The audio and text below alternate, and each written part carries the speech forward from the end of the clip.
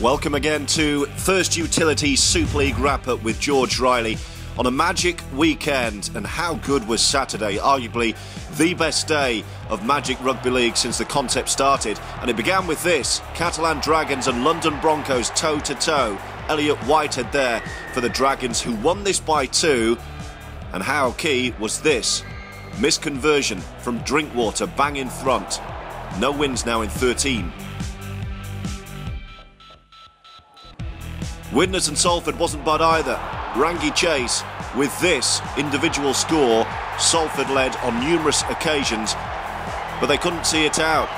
A first ever Magic Weekend victory for Widnes would follow. It's 1 win in 7 for the Red Devils, despite that brilliance from Rangi Chase under the post. And Paddy Flynn scored 2. The informed winger, he was far too strong, too quick for Melly, and the Vikings win it. This was a typical bruising Hull derby, kicking off the same time as the FA Cup final as Hull City went down to Arsenal. This one was won by Rovers, and Josh Hodgson put the cherry on the cake with this individual score. The celebration in front of the FC fans, the black and whites, had Jason Crooks red carded. Speaking of fiery and brutal, how about this for a bloodthirsty game? Wigan and Leeds went at it. Literally, it was all in as the Warriors held off the Rhinos at the top of Super League.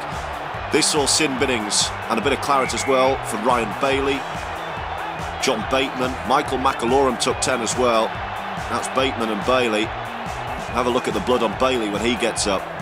So they went for a breather for 10, as did McAlorum. And you guessed it, the Wigan hooker came back on to win it for the Warriors.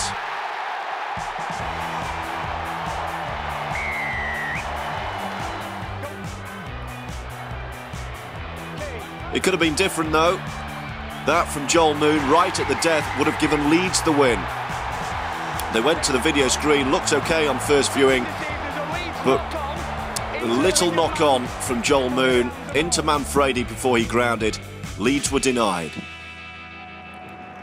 This looked like it could be a belter, but Castleford absolutely walloped the Wakefield Wildcats. The Tigers' tails were up.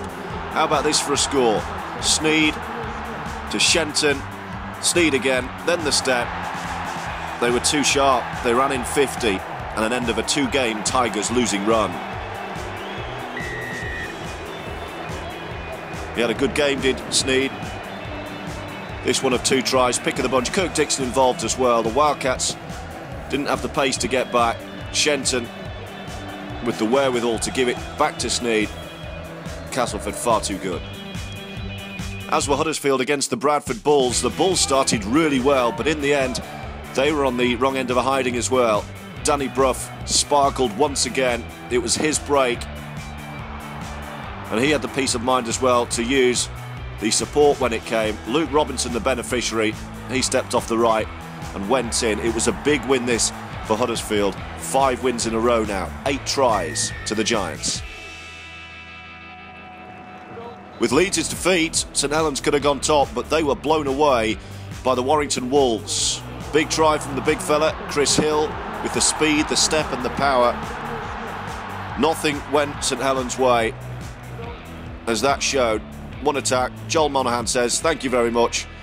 And he had too much pace for the covering St Helens players. Lomax couldn't get there. Monaghan scores, and the Wolves celebrated a good win. So that's how it leaves the table. As you were at the top, Leeds and Saints both losing, and it allowed Castleford and Wigan to close the gap.